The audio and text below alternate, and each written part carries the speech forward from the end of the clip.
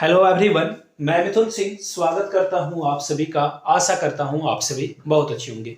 झारखंड 26,001 शिक्षक भर्ती के लिए देखिए अब आपके लिए जो है पेपर 2 6 to 8 के लिए खोट्ठा का जो सिलेबस है वो क्या रहने वाला है इसके बारे में बात करेंगे। बाय द वे, अगर आपको शॉर्ट में खोट्ठा के कहानियों को हिंदी में समझना है छोटे छोटे पॉइंट्स में तो प्लीज नीचे कमेंट करके लिख दीजिएगा खोट्ठा डैश देकर जो है हिंदी आप लिख दोगे तो इसके ऊपर एक डेडिकेटेड वीडियो जो है जल्द ही आएगी। साथ में जो हम लोग कोशिश कर रहे हैं कि जो टोटल 18 कहानियां आपको खोट्ठा में पढ़नी है उसका हिंदी अनुवाद साथ में एमसीक्यू भी हम लोग करेंगे ताकि, और एमसीक्यू जो करेंगे वो बिल्कुल खोट्ठा में रहेगा ताकि आपका जो एग्जाम वाला एक्सपीरियंस है वो घर पे हो जाए। तो चलिए खोट्ठा वाले सिलेबस को हम लोग डिस्कस करेंगे इस वीडियो में। उससे पहले आप लोगों से रिक्वेस्ट है, जिन लोगों का पेपर 2 हिंदी है ना वो वीडियो अपलोड हो चुकी है, जाकर आप उसे देख सकते हैं। और इस वीडियो के डिस्क्रिप्शन बॉक्स में आपको मिलेगा करंट अफेयर्स। जी हाँ, करंट अफेयर्स, दिसंबर के पूरे महीने का करंट अफेयर्स मैंने आप लोगों के लिए पढ़ा दिया है, बहुत ही इंपॉर्टेंट है, पढ़ लीजिए जाकर। दूसरी बात, जो आपका पेपर 3 है ना, पेपर 3 में आपसे जो कॉमन जीके, स्टैटिक्स जीके के जो क्वेश्चन पूछे जाएंगे उसके लिए भी एक वीडियो मैंने संविधान की प्रस्तावना से जो प्रश्न आते हैं ना वो मैंने करा रखा है। तो प्राइम्बल, जिसे इंग्लिश में बोलते हैं प्रस्तावना को, preamble of a constitution of India, उसके ऊपर से मैंने एक डेडिकेटेड वीडियो बना दी है, जाकर आप उसे चेकआउट कर सकते हो, लिंक आपको डिस्क्रिप्शन बॉक्स में मिल जाएगा। तो चलिए खोट्ठा के सिलेबस को हम लोग डिस्कस करते हैं इस वीडियो में। सीधे मैं आपको पीडीएफ की ओर लेकर चलता हूं। तो चलिए ऑफिशियल पीडीएफ में याद रखिएगा, ये आपका जो सिलेबस है ना वो 13वां नंबर है, परिशिष्ट 13। 12 मत पढ़ लेना, 12 1 to 5 के लिए है। और अगर आपका 1 to 5 है तो नीचे कमेंट करके 1 to 5 लिख देना ताकि आपके लिए अलग से एक डेडिकेटेड वीडियो बना दी जाए। तो चलिए सीधे सीधे जो है हम लोग बात करेंगे और देखेंगे कि क्या क्या आपको खोट्ठा में पढ़ना है। सबसे पहले व्याकरण यानी कि ग्रामर में खोट्ठा भाषा का जो वर्ण विचार है वो पढ़ लेना है आपको। संज्ञा पढ़ना है, सर्वनाम, लिंग, वचन, कारक, विशेषण, काल, क्रिया, समास, अव्यय, वाच्य, वाक्य के भेद, विपरार्थक शब्द और उनार्थक शब्द, ये आपको व्याकरण में पढ़ना है। ये व्याकरण का सिलेबस मैंने आपको पहले बता दिया। अब बात करते हैं पद खंड में यानी कि कविता वाले खंड में। तो कविता टोटल 10 कविता का अध्ययन आपको करना है। सबसे पहला है संस्कार गीत, जिसमें विवाह गीत, सहियारी गीत, छठियारी गीत, 3 है, ये 3 आपको पढ़ लेना है। अब पर्व गीत में जो त्योहार गीत है, कर्म गीत 2 है, सोहराय गीत 1 है, तो ये भी आपको 3 पढ़ना है। 3 3 6 हो गए, बचे 4, जिसमें एक श्रम गीत है, एक बाल गीत है, एक ऋतु गीत है और एक सामान्य गीत है। ये आपको 10 गीत आपको पढ़ लेने हैं अच्छे से।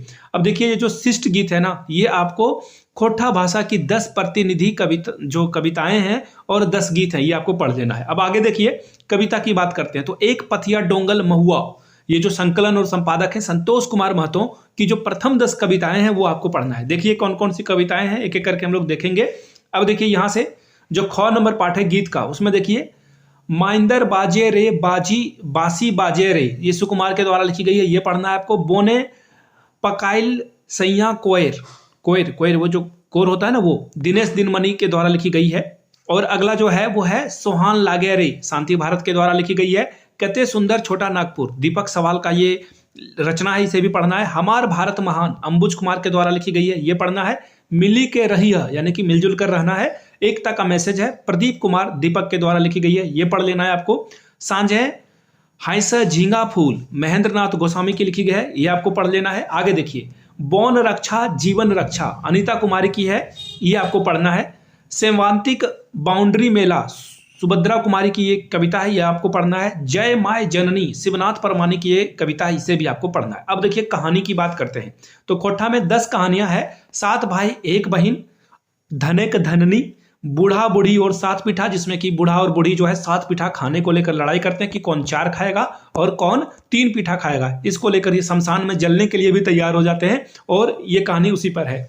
अब देखिए मैं थोड़ा थोड़ा जो है आपको इनसाइट दे देता हूँ। 7 भाई 1 बहन में देखिए 7 भाई की एक बहन रहती है और 7 भाई व्यापार करने के लिए घोड़े पे सवार होकर विदेश जाते हैं, दूसरे प्रदेश जाते हैं कमाने के लिए। और उनकी जो पत्नियां हैं यानी कि इनकी जो भाभियां हैं वो अपने ननद को बहुत परेशान करती है, उसी पे ये कहानी है।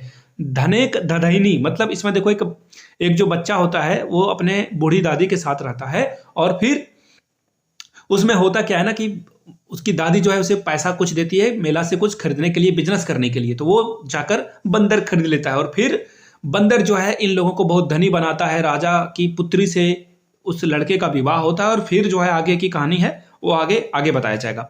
अब अगला कहानी जो है वो गुदुपुचू रानी और कौवा का कहानी है। इसमें देखिए ये जो कौवा है ना, ये एक पोका है, पोका यानी कि कीड़ा, उसे खाना चाहता है। तो कौवा गुदुपुचु रानी के पास जाता है और खाने की बात करता है। तो फिर क्या है कि कौवा जब जाता है तो वहां पे जो गुदुपुचु रानी है, पोका यानी कि कीड़ा, वो बुद्धि लगाता है, बोलता है कि तुम्हारा मुंह जो है, तुम दिन भर बहुत कुछ खाते हो, जूठा हो गया, जाकर एक बार मुंह धो लो। उसके बाद जो है सारी बातें होती है और फिर ये पानी के पास जाता है, पानी से जो है आगे ये जो बर्तन बनाने के पास जाता है और वो बात की कहानी है, बहुत प्रक्रिया से गुजरना पड़ता है, जिसमें अंततः कौवा का जो है ओठ जल जाता है, ठोर जल जाता है और ये कहानी है। अब देखिए गोहराइक परल, इसमें जो है जानवरों की कहानी है कि एक जो चरवाहा है वो जानवरों को रखता है, उसके उसकी जो है सेवा सुरभि करता है, तो जानवर से वो बहुत फायदा कमाता है, फसल वगैरह उसकी अच्छी होती है और फिर बाद में वो जानवरों को जो है उसका फल नहीं देता, जिसके कारण जो है ये कहानी उसके ऊपर है कि आपको जो है जानवरों की भी आपको पूजा करना है। गोहाइल परब यानी कि गोहाल यानी कि जो जानवरों के रहने का स्थान है, गायों का रहने का स्थान है, उसकी भी आपको पूजा करनी होगी। अब देखिए बूढ़ी आर ओकर नाती, इस बूढ़ी और ओकर नाती का कहानी क्या है। इसमें एक बूढ़ी रहती है और वो जो है बाहर जाती है तो बाघ उसे पकड़ लेता है, तो बाघ उसे खाना चाहता है या फिर उसके बेटे को वो खाना चाहता है। तो फिर वो करती क्या है कि वो बोलती है कि ठीक है, मैं अपने बच्चों नाती को जो है रख दूंगी, तुम उसे खा जाना। तो बाघ जो है उसे लेकर भाग जाता है खटिया समेत। तो जब जंगल में जाता है बाघ, तो वो जो है बरगद के जो पेड़ होते हैं उसमें ऊपर से जो जड़ें लगी होती है, बच्चा उसमें लटक कर बच जाता है और बाघ आगे बढ़ जाता है। उसे लगता है कि खटिया में ही बच्चा है, खाट पे ही बच्चा है। और फिर बरगद के पेड़ के पास वो रात में रहता है, रोता है। तो फिर जब जानवर चर के आते हैं पेड़ के नीचे, भैंस, तो वो भैंस के पीठ पे सोता है और फिर भैंस उसे लाड़ प्यार करके रखते हैं और फिर जो है रानी के बच्चे के साथ रानी की बेटी के साथ जो है इसका शादी होता है, राजा के बेटी के साथ इसका शादी हो जाता है। तो ये कहानी है। द्विक विवाह दुर्गति में बताया गया कि 2 शादियां क्यों नहीं करनी चाहिए और इससे क्या समस्या आ सकती है, इसके ऊपर है। अब अगर आगे देख लो, केतकी फूल, इसमें एक फूल की महत्ता के बारे में बताया जाता है जिससे राजा बहुत प्रसन्न होता है। दूसरा फूल जो है एक व्यक्ति को लाने के लिए बोला जाता है और वो अलग अलग जाकर जो है अलग अलग समस्याओं को जो है डील करता है उसे, और उसके बाद जो है दूसरा फूल वो लेकर आता है। इसमें ये बहुत सारी शादियां भी कर लेता है, 3-4 शादियां ये कर लेता है और फिर वो फाइनली जो है केतकी फूल लाकर राजा को देता है। लुईगर बेटी छवा यानी कि जो बेटी है वो कितना होशियार है, समझदार है, इसमें ये बातें कही गई है। और उसके माता पिता को लगता है कि मेरी बेटी बहुत होशियार है, तो एक किसी होशियार दामाद यानी कि जमाई को ही ये जो है शादी कराने के लिए रेडी होगी। तो सभी परीक्षा में फेल होते जाते हैं और फाइनली जो है फिर बिना दहेज के जो है इस बेटी का शादी होता है। तो ये कहानी था। और एक और कहानी है यहाँ पे देखो, खूटा भीतर चिया गोटा। गोटा का मतलब ये हो गया कि इमली का जो बीज है कौवा खाना चाहता है, तो वो बीज जो है जो खूटा है उसमें फंस जाता है। तो वो बढ़ई के पास जाता है, बढ़ई मना कर देता है, फिर वो राजा के पास शिकायत लेकर जाता है कि बढ़ई जो है वो खूटा नहीं जो है काट रहा है। फिर वो जाता है, राजा जो है, राजा भाई मना कर देता है तो वो सांप के पास जाता है, फिर सांप मना कर देता है तो वो लाठी के पास जाता है, लाठी भी मना कर देता है तो आग के पास जाता है, आग के पास से भी उसे जो है कुछ अच्छा रिजल्ट नहीं मिलता है। तो फिर वो पानी के पास जाता है, पानी से हाथी के पास, और हाथी के पास एक छोटे से जो जो कीड़ा मकोड़ा जो घूमते रहता है उसके पास जाता है। और फिर जो है कौवा के धमकाने पे वो जो है हाथी के पास जाकर हाथी को तंग करने की कोशिश करता है और वाइस वर्सा सारे जगहों से घूम फिर के जो है फिर बढ़ी इसके वो जो खूटा है उसे फाड़ता है, चीरता है और वहां से बिचा कौवा को मिल जाता है। ये संघर्ष की कहानी है। अब देखिए शिष्ट कहानियां में कुल 8 कहानियां, जिसमें छायगर में बताया जाता है कि संगति का असर कैसा होता है, ये कहानी है। और बोनेक लोर मतलब कि जंगल की जो व्यथा है, दुख है, कष्ट है, पीड़ा है, संताप है, उसको यहाँ पे वर्णन किया गया है। और भी कहानियां हैं, एक एक करके मैं आप लोगों को ये चैनल पे आपको जो है मिलता रहेगा। आगे देखिए एक नाटक भी है, चाबी काठी, लेखक है इसके श्रीनिवास पानुरी। साहित्यिक निबंध है 8 और 8 निबंध में भाई बहन के शुभ प्यार के प्रतीक कर्म पे आपको जो है निबंध पढ़ना है।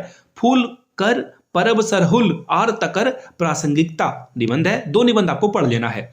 अब देखिए खोटा साहित्यकार के व्यक्तित्व और उनकी कृतियों के बारे में आपको पढ़ना है। भुवनेश्वर दत्त शर्मा व्याकुल, श्रीनिवास पानुरी एके झा, विश्वनाथ दसौंधी राज, विश्वनाथ नागर शिवनाथ प्रमाणिक, श्याम सुंदर महतो, श्याम, इनके बारे में आपको पढ़ लेना है। तो ये खोटा का पूरा सिलेबस था। वीडियो यहाँ तक देखिए, और आपको अगर कहानी में मैंने छोटी छोटी जो है इनसाइड दी है जिससे आपको समझ में आया तो नीचे कमेंट करके जय हिंद जरूर लिखिएगा। बाय द वे, आप वीडियो को कहाँ से देख रहे हो? मैं ये वीडियो देवघर से बना रहा हूँ। अगर आप झारखंड के किसी भी जिले से इस वीडियो को देख रहे हैं, जामताड़ा हो, रांची हो, खूंटी हो, गोड्डा हो, जहां से भी आप इस वीडियो को देख रहे हैं, नीचे कमेंट करके जरूर लिखें। वीडियो को यहाँ तक देखने के लिए आप सभी का बहुत बहुत शुक्रिया। Have a good day.